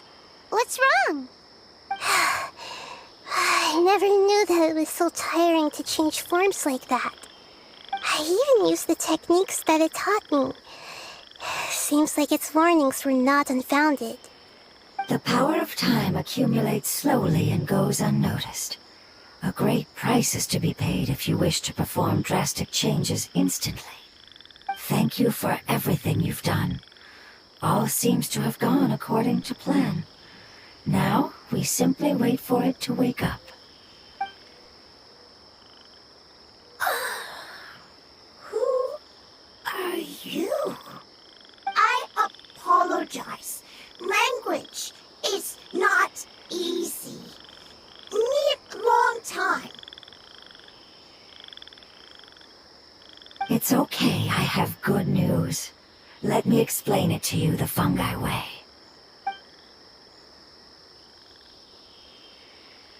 Apocalypse ended? Go home now? Yes. Unfortunately, I've forgotten where home is. I was hoping you still remembered. I remember. Really? That's great! Home, Dendro Dragon. Dendro Dragon. Ah, yes! The Dendro Dragon! I'm sorry, I just got so excited. I've probably never expressed such emotions before. But yes, our home is the Dendro Dragon. Oh, wait a minute. Paimon's confused. Do you mean the Dendro Dragon as in an elemental dragon? Like Dvalin? Yes, they're both dragons, but Apep, the Dendro Dragon, has been around for longer and has accumulated dense elemental power. But I don't quite understand. Why would you say that your homeland is a dragon? Because we live inside the Dendro Dragon. The Dendro Dragon. Inside. Very big. Mountains. Water. Trees. Us. There is an entire world inside the Dendro Dragon's body. The Dendro Dragon nurtured the earliest life forms and protected us inside of itself. It once told us in a majestic voice that once we finally matured, we'd be able to start life in a new world. However, that day never came. Our homeland was the greatest place there ever was before the apocalypse arrived. Paimon's still confused. Yes, a very good example. It appears that you're much smarter than Paimon. The only difference is that the Dendro Dragon is much, much larger than any Dendro slime. Wait, then if that's the case, doesn't that imply that Apep has also been contaminated by forbidden knowledge? Yes, that is correct. What has suddenly made you look so worried, Lord of Dendro? I haven't seen this expression on you before. Apep is the most adaptable life form in the world. The forbidden knowledge should have become a part of its body a long time ago. Which means that if all the forbidden knowledge has been eliminated, then a big void will also form inside the dragon! I'm afraid so. Its body and soul have probably been in terrible shape for some time now. No wonder I haven't seen Apep for so long. But how did it get contaminated? Was it due to the destruction of King Deshret's civilization? But anyway, Apep disappeared and has been gone ever since that time. It's been enduring unimaginable pain all the while. It's probably in pain as we speak. Yes! How could I have forgotten? If the Dendro Dragon fails to hang on, the elemental power inside it will no longer be able to maintain its form, and will all be dispersed. Dendro elemental power of that concentration will cause the rainforest to overgrow. Giant trees will completely block out the sun. Plants and humans will fight over oxygen. Sumeru will no longer be suitable for sustaining life. Hey, what about the crystal? Why don't you show it to them and see if they know anything about it? Yes, I'm sorry. You're right. We don't have time to panic. Have you two ever seen anything like this before? No. Its power feels very familiar. Like something from our homeland, but I don't know what it is. I'm sorry our memories aren't very reliable.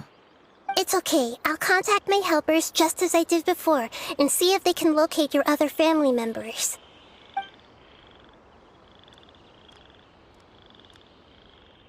I'm counting on you all. Your info is crucial to us now.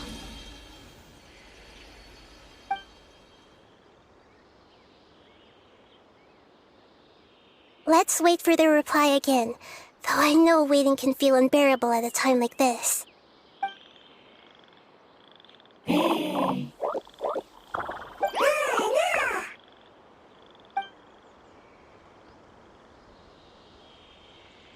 you. Family bringing fruit. I explained to them that you aren't hostile. After seeing you save it, its family is very grateful to you. Go home, thief. Hard decision. Don't know. They are weak. I worry. If waiting, then I hope. Don't worry. I understand what you are trying to say. Family is very important to us, no matter when we were actually family. It has done a lot to protect this territory and can't help but worry now that it's about to leave. Can you do one last thing for it while we wait? Of course. I can relate to how it's feeling. I need to organize my thoughts as well. Thank you. Thank you. Tend soil. Food. Don't like plant invasion. There are two things that it wants you to do. One is to look after the land that the food is grown in, and the other is to drive away the plants that are trying to invade the area. Soil. There. First. Seed. Here. Paimon understood that. No need to translate. We'll take care of it right away. That wasn't too tough. Yeah, I've calmed down now. But it doesn't seem like there's too much we can do until we receive some new leads. Can you tell us about the Dendro Dragon? We don't know anything about it. Who is it? And what does it have to do with King Deshret? Well, the history of dragons starts from the very beginning of Teyvat. Sumeru was Apep's territory. In those days, the lush rainforest covered the entire nation. Oh, so there was no desert back then? Not at first. That came when a giant spike fell from the sky, turning a huge section of the rainforest into sand. In an attempt to adapt to its new environment, Apep changed color from the emerald green of the forest to the yellow of the sand. No wonder those two elemental life forms are always talking about the importance of adapting. Apep has always seen itself as the master of Sumeru, and has refused to recognize the new order that was established. Even now, it probably still holds great hostility toward the gods. However, powerless against the power in the sky, and then the forbidden knowledge many millennia later, it's been unable to stir up any trouble. Conflicts between the two sides are destined to continue until a balance can be found. As far as I know, Apep had been slumbering in the desert, and King Deshret had taken a great interest in it. Maybe this is why Apep was contaminated. I'm not sure what may have led it to become involved, but rescuing it is definitely our top priority right now. The crystal that I have in my possession is probably the key that links the two matters together. Lord of Dendro. Family happy. You really like them, don't you? Family like. Do you not like your family? That's not what Paimon meant. It's just that you guys aren't actually the same species. Does that matter? Family likes me. I like family. Paimon doesn't quite understand. What it's trying to say is that as long as family members get along well, then nothing else matters. You place importance on appearances, but we do not. We find the experiences, knowledge, and connections we've made to be more important. These are all things that are more reliable than mere external appearances. These are the fruits of time, and the essence of what it means to grow. Oh, Paimon gets it now. Looks can always change, so what's inside of us is more important. Paimon would still follow you around. Wait, would you not be able to recognize Paimon? Oh? Understood. Thank you. Still nothing new from the forest. Seems like we won't be able to find your other family members for now. It appears we are out of leads to follow. And if no one knows how this crystal works, then a pet may be in danger. Sorry. It's okay. It isn't your fault. I don't think it's a coincidence that neither of you can remember anything about the crystal. Maybe it's because the crystal has a very close connection to forbidden knowledge, which causes memories of it to be unclear. And if that's the case, finding the other fungi still wouldn't help us at all. The crystal and the apocalypse. The apocalypse and memories. Lord of Dendro, do you still remember the prophecy? I do. What about it? The prophecy is a story that connects events of the past and the future. A family member once said that the apocalypse is a part of us, and that there is value in preserving it. The rest of the family did not approve of its opinion at the time, so it left. Preserving the apocalypse? Do you mean that there's still some that hasn't been eliminated? That's not very likely. The power of Irminsul covers every inch of the land. Did the prophecy say where that family member went? To the limitless depths east of Sumeru. A murky place that no one can reach. Yeah, that must be the chasm, right? But what is it doing there? It's impossible to preserve forbidden knowledge, but what if it can be converted to a different form? I'm sorry if I'm suddenly not making any sense. However, I do think it's possible. Follow me. I'll explain it once we find that elemental life form. What is this? Chung Shung and I found a hidden compartment. This is what was hidden inside. You sense it too? You're right. This is a poison concocted using god remains. Is it breathing? Paimon's not seeing things, is she? No, your eyes do not deceive you. I do believe the poison in this bottle is alive. Some toxins act a lot like living organisms. I read about this once in the Origins and Symptoms of Diseases. This ancient class of poisons consists of mother and minor loads, capable of sustaining a connection over vast distances. If it's a concoction of this kind we're dealing with, then both the poison in Jialiang's system and this one here are likely minor loads. Offshoots, essentially. Offshoots? So, the main body is somewhere else? Correct. Whoever is administering the poison can manipulate the source to indirectly control the poisoned individual's behavior and even cognition. Similarly, the poisoned individual will hear, to a varying extent, the call of the source. The call of the... Wait. So, back when Jialiang ran off, maybe that explains where he was heading! Only one thing could have been drawing him there. The source of the god remains used as the poison's key ingredient, the mother lode. This is getting crazier and crazier. What kind of person would do all this just to poison Jiao Liang? Hey, why has everyone gone quiet all of a sudden? Since this poison was carefully hidden away in a secret compartment, the one who concocted it is likely a resident of the house. You mean Jiao Liang? Why would he poison himself? Think a little harder, Paimon.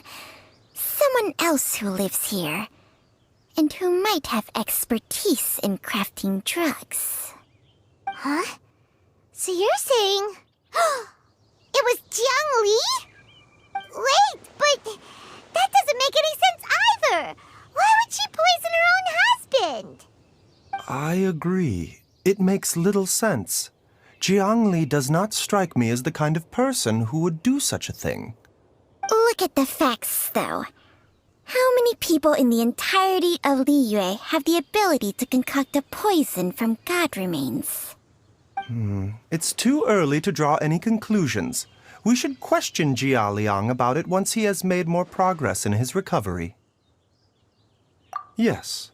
According to the origins and symptoms of diseases, the minor loads will disappear if the mother load is purged. So if we can find and destroy the source of these god remains, the poison will leave Jia Liang's system without the need for any further treatment. Do you know anything about god remains in Qingsa village? Even the history books have no record of this. The only ones who'll know anything are those old fogies who have been hanging around here since the beginning of time. Didn't you used to be on good terms with the Adepti, though? You sure they didn't tell you anything about this? Well, Changsheng's memories and powers are not what they were in her prime.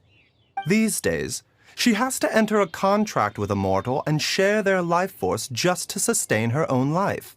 I fear that such ancient events are long gone from her memory by now. Whoa, what? Enter a contract? Share life force?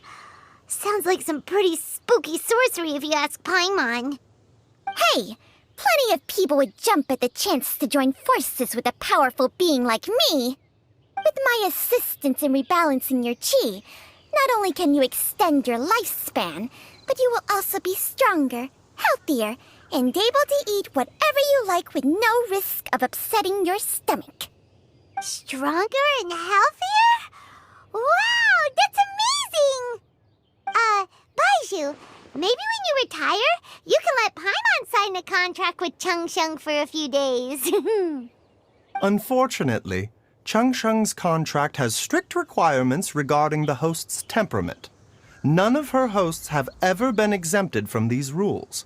I fear that I will be unable to accommodate your wishes, Paimon. Temperament? Hey! What are you trying to say? Did you just subtly insult Paimon to her face?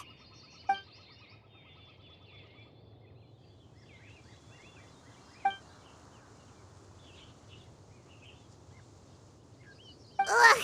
Paimon's mad! You're getting ugly nicknames, both of you! Baizhu, you're Mannequin Man! Changsheng, you're just a pain in the neck! This is exactly why your natural temperament makes you woefully unsuited to being my host. All right, everybody, calm down. Back to the matter at hand. Is there any way at all for us to seek counsel from the Adepti about this? With how antisocial they are? If it were up to them, they'd go their whole lives without showing their faces to the common folk. What? Seems you're as well connected as they say, traveler. We are truly fortunate to have you on our side. Oh, if you're talking about who Paimon thinks you're talking about, you better do the honors.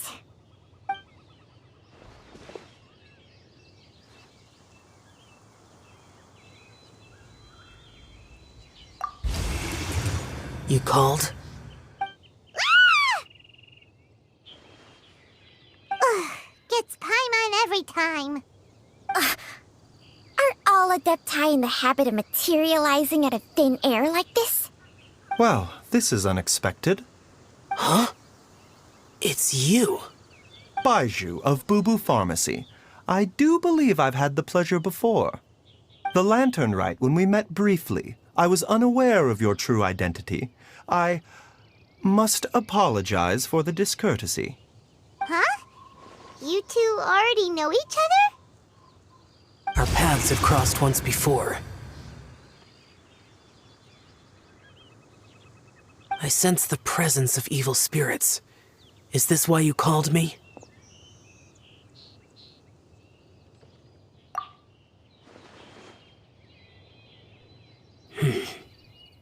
So someone has been concocting demonic poison. Too often, fervent desires drive mortals to abandon all regard for their own safety. It is lamentable. I now know what you seek. It is true that a god's remains are buried beneath the foundations of Qingce village. A vile monster known as the Che once wrought havoc over this land, before it was subdued by Rex Lapis. The land was finally cleansed of poison when Rex Lapis used statues in his likeness to seal the serpent's remains. Qingce village was founded some time after that. The seal is still mostly intact. If the Che is the source, then it must be some of its blood leaking from deep underground. However, its aura is faint and barely detectable. You will need to investigate further to identify the location of the leak. I do not like to intervene against mortals unless absolutely necessary. But when demonic forces are involved, things can spiral out of control. If that happens, be sure to call my name again.